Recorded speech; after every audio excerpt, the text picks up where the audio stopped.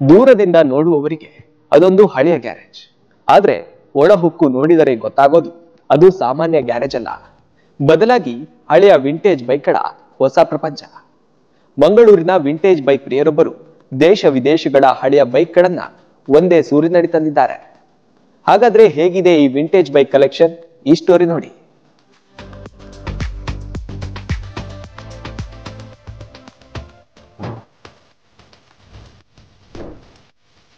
ಮಂಗಳೂರಿನ ಉರ್ವದ ಅಶೋಕನಗರ ನಿವಾಸಿಯಾಗಿರುವ ಸೂರಜ್ ಹೆನ್ರಿ ಹಳೆಯ ಬೈಕ್ಗಳ ಸಂಗ್ರಹದಲ್ಲಿ ಬಹಳ ಆಸಕ್ತಿಯನ್ನ ಹೊಂದಿದ್ದು, ಹೀಗಾಗಿ ದೇಶ ವಿದೇಶಗಳಲ್ಲಿ ಬಳಸುವ ಹಲವಾರು ವಿಂಟೇಜ್ ಬೈಕ್ಗಳನ್ನು ಸಂಗ್ರಹ ಮಾಡಿದ್ದಾರೆ.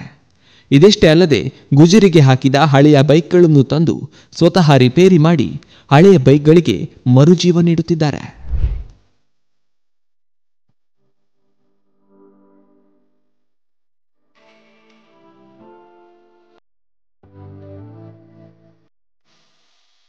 ಇದು ನನಗೆ ಮುಂಚೆಯಿಂದಲೂ ಭಾರಿ ಇಂಟ್ರೆಸ್ಟ್ ಟೂ ವೀಲರ್ ಕಲೆಕ್ಷನಲ್ಲಿ, ವಿಂಟೇಜ್ ವೆಹಿಕಲ್ ಸ್ಪೆಷಲಿ.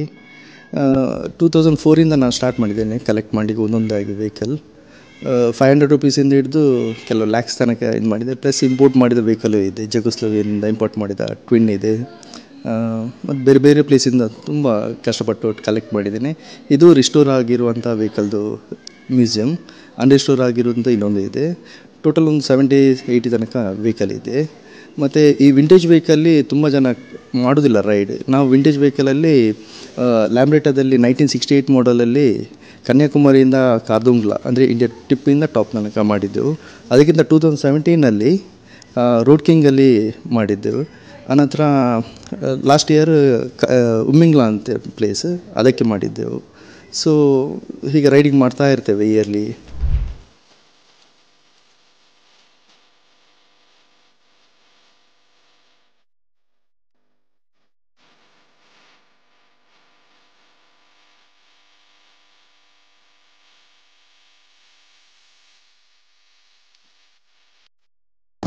ಇದು link record, link book of record. ಇದೊಂದು ವಜ್ರ ರೆಕಾರ್ಡು. ಇದು 1968 ಲ್ಯಾಂಬ್ರೆಟಾದಲ್ಲಿ ಕನ್ಯಾಕುಮಾರಿ ಟು ಕಾರ್ದುಂಗ್ಲಾ ರೈಡ್ ಮಾಡಿದ್ದು. ಇದು ಲ್ಯಾಂಬ್ರೆಟಾ ಸ್ಕೂಟರ್ 1968 17 ಡೇಸಲ್ಲಿ ಕಂಪ್ಲೀಟ್ ಮಾಡಿದ್ದು.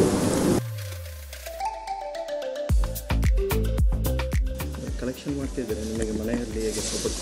ಮನೆಯಲ್ಲಿ ಏನು ಪ್ರಾಬ್ಲಮ್ ಇಲ್ಲ, ಪಾಸಿಟಿವ್ ಇದೆಲ್ಲ ಇದೆ. ಹಾಂ, ಅಂದರೆ ಈಗ ಜನಗಳಿಗೆ ಏನು ಹೇಳಲಿಕ್ಕೆ ಇಷ್ಟಪಡ್ತೀರಾ? ಈಗ ನಶಿಸ್ತಾ ಹೋಗ್ತಾ ಇದೆ ಕೆಲವು. ಹೌದು ಜನಗಳಿಗೆ ಏನು ಹೇಳಲಿಕ್ಕೆ? ಲೈಕ್ ಅದೇ, ಈಗ ಇದರಲ್ಲಿರುವಂಥ ತುಂಬ ವೆಹಿಕಲ್ ಈ ಪ್ರೆಸೆಂಟ್ ಇದರಲ್ಲಿ ನೋಡಿರಲಿಕ್ಕಿಲ್ಲ ಈ ವೆಹಿಕಲನ್ನು. ಅವರಿಗೊಂದು ಚಾನ್ಸ್, ಇದೊಂದು ಇಂಥ ವೆಹಿಕಲ್ ಇತ್ತು ಅಂತೇಳಿ ಒಂದು ನೋಡಲಿಕ್ಕೆ ಒಂದು ಚಾನ್ಸ್.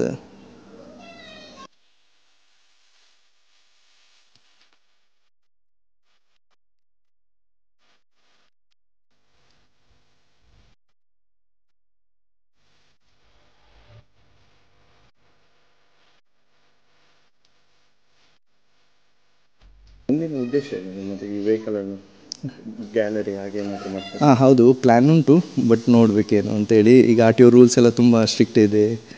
ಸೊ ಫೈನ್ ಗೀನ್ ಅಂತೇಳಿ ಇನ್ನೇನೊಂದು ನೆಕ್ಸ್ಟ್ ಬಂದಾಗ ನೋಡಬೇಕು ಅದೇನು ಪ್ಲ್ಯಾನ್ ಅಂತೇಳಿ. ಸೂರಜ್ ಹೆನ್ರಿ ಅಂತೇಳಿ. Thank you.